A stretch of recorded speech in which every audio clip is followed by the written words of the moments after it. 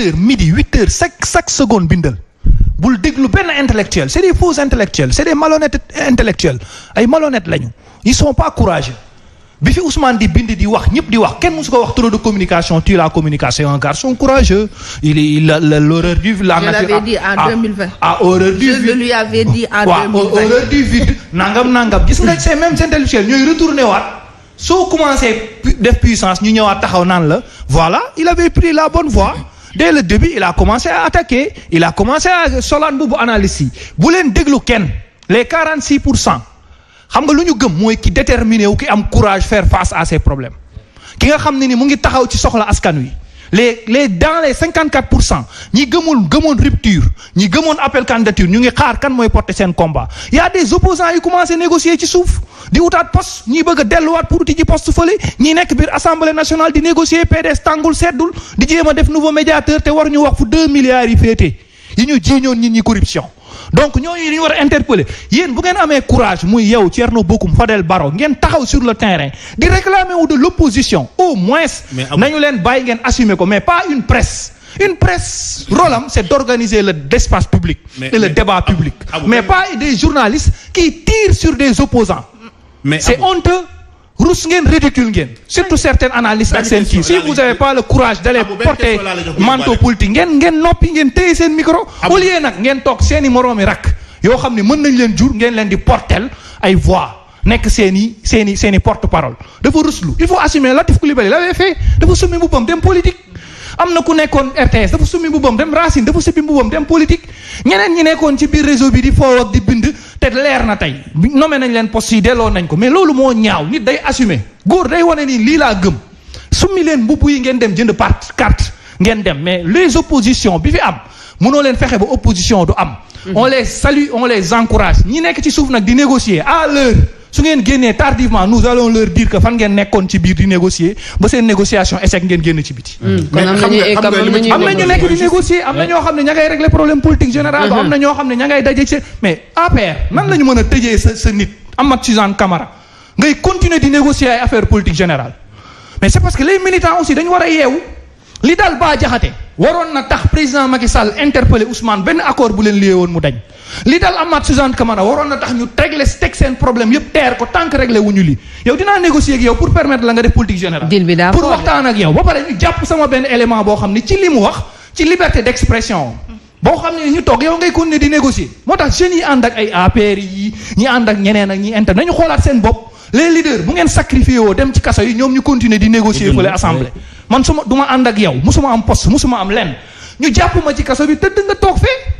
di négocier di continuer di waxtaan yenn leaders yi aussi tamit nekk ci suuf ne duñu opposé wu y a pas le temps y a pas de leen gis naa Amadou mu naan il n'est pas encore temps il n'est pas encore Thierno Bocoum Bougane Fadel Barro ñi nekk ci terrain bi gis nga Ousmane Sonko lii moo ko mayoon de la nature a horreur du vide les grands ne parlent plus les là commence à léegi Bougane continue ko wax intellectuel di ko tere waxal ba mu sax Sénégal pour boucler bi Abou di jël ci fi mu logique am dafa am fu ma yóbbu. si Bougane avait raison de ne pas prendre position ci li nga xam ne moo di élection yi ñu génn doxalin bii man mën naa nekk ak ay nit nekk ci seen biir et bu ñuy fàtte ni Bougane était très proche de Ousmane Sonko ak waa PASTEF Bougane mi ngi nekkoon ci F24 bi ñu ñëwee taxawal Yewwi taxawal seen i ay groupe mais dafa dugg xam ni lii demul mu génn. am na ay relation yoo xam ne seeneen man duma ci sori entre Bougane Ousmane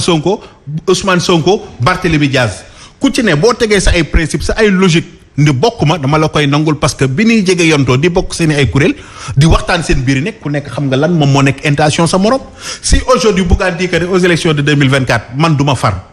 bokkuma ak kenn dewuma jëluma part mais su ñu demee ba tey jii li taxoon jëlul part mu gis ni peut-être le régime en place bi doxul demul et fi mu jëmee Sénégal wóorul mais est-ce que duñ taxaw ne est-ce qu'il n'avait pas raison parce que mënu woon ànd ak le régime bi fi nekkoon parce que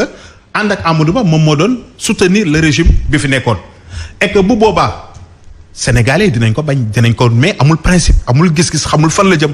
parce que moment boobu tout sauf Macky Sall moom moo doon wax ni opération tibb tànk Macky dégage pas de troisième mandat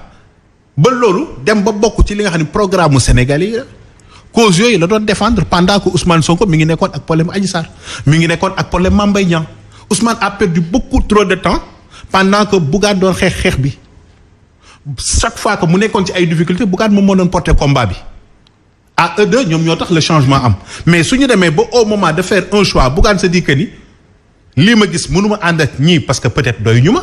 ou peut-être fi ñu jëm leerul pour man waxuñu ma lu teguñu sama loxo lu leer parce que bu ñu fàtte ni def nañ délégation dem seeti Bougane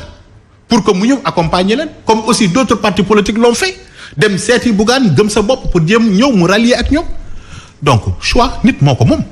je ne suis pas obligé de ñëw seet si ma gis nga justification yi gis nga pouvoir bi fi toog liñ ma neexee mooy ñoom rek a baax ku bokk si ñoom yaa baax te am nañu fulaay ku leen laal ñu saaga la ñi des nag te bëgg place bii seeni ñooñ ak seeni ñoom ñooy am courage taxaw jàkkaarloog ñoom. amul lu ñuy justifier pourquoi ñuy justifier ci nit ñi lan la ñuy justifier ils n'ont pas fait le choix d'accord uma dew ma choisir uma j'attends le deuxième tour pare taxaw dëggal boppam samp yéeg amul pour justifier amul kenn amu fi pour justifier gis nga intellectuel yi leen bëgg a yóbbu ci piège boobu ak yenn journalistes yi nga xam ne ni ay porteurs de valise la noog mooy dame de charge yu bees yeeg doomu coxeur yu jeeg yi ñoo leen bëgg a yóbbu vers ngeen di justifier lan ngeen di justifier Ousmane Sonko avait assumé tout ce qu'il